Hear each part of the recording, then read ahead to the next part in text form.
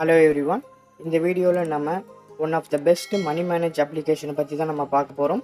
நம்மளோட day to லைஃபுக்கு இது ரொம்ப யூஸ்ஃபுல்லான ஒரு அப்ளிகேஷன். ஸோ நம்மளுடைய செலவுகள் எல்லாத்தையுமே, மந்த்லி செலவுகள் எல்லாமே நம்ம வந்து கண்காணிச்சிக்கலாம். ஸோ இதை பாருங்கள், நான் நிறையா யூஸ் பண்ணியிருக்கேன். ஸோ ரொம்ப யூஸ்ஃபுல்லான அப்ளிகேஷன் இது. ஸோ இதில் பார்த்தீங்கன்னா மொத்தம் 3 விஷயம் இருக்கும்: எக்ஸ்பென்சிவ், இன்கம், நெக்ஸ்ட்டு டோட்டல்.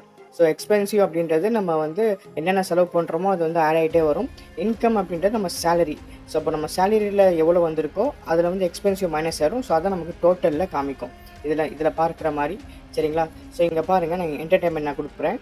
இந்த மாதிரி நிறைய விஷயங்கள் நான் வந்து ஆட் பண்ணிக்கிட்டே இருக்கலாம். ஃபார் எக்ஸாம்பிள் வந்து கீழே பாருங்கள், ஒரு ப்ளஸ் ஐக்கான் இருக்குல்ல. ஸோ அந்த ப்ளஸ் ஐக்கான் நம்ம கிளிக் போட்டோன்னா நம்ம என்ன செலவு பண்ணுறதை நம்ம அதை மென்ஷன் பண்ணிக்கலாம்.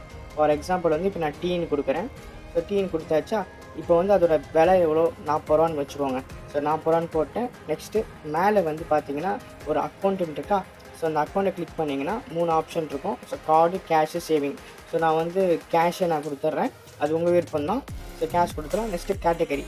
இந்த கேட்டகரி பொறுத்தவரை நிறையா இருக்குது. ஸோ ஆட் நியூ கேட்டகரி போனால் கூட ஏகப்பட்ட கஸ்டமைஸ் நீங்களே பண்ணிக்கலாம். ஸோ என்ன மாதிரியான நேமில் வேணும் அப்படின்றது.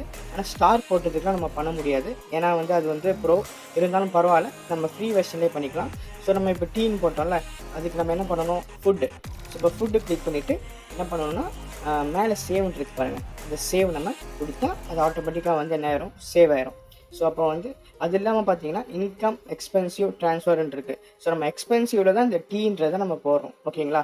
இப்போ நான் பாருங்கள், இப்போ நான் மேலே வந்து சேவ் கொடுக்குறேன். இப்போ நான் சேவ் கொடுத்த உடனே அந்த டீ வந்து இதில் ஆட் ஆயிரும். ஆட் ஆகிடுச்சுன்னா எக்ஸ்பென்சிவ்னும் ஆட் ஆயிரும். அவ்வளோதான். இது மாதிரி நீங்கள் பண்ண அதாவது நீங்கள் என்னென்ன செலவு பண்ணியிருக்கீங்க அப்படின்றத நீங்கள் ஆட் பண்ண ஸோ எக்ஸ்பென்சிவாக அது வந்து ஆட் ஆகிட்டே இருக்கும். ஸோ இது ரொம்ப யூஸ்ஃபுல். முக்கியமாக வந்து பார்த்தீங்கன்னா இதில் வந்து அட்வர்டைஸ்மெண்ட்டு எதுவுமே வராது.